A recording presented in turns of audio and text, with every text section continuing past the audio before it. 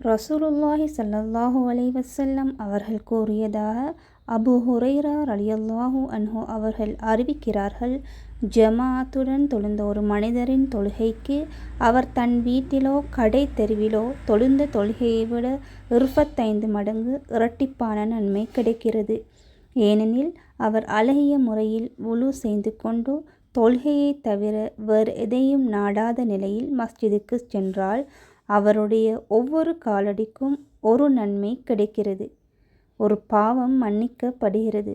அவர் தொழுந்த பிறகு அதே இடத்தில் வுலுவுடன் உட்கார்ந்து கொண்டிருக்கும் வரை, யா அல்லாஹ், இவருடைய பாவங்களை மன்னிப்பாயாக, இவருக்கு கிருபை செய்வாயாக என்று மலக்குகள் அவருக்காக துஆ கேட்கிறார்கள்.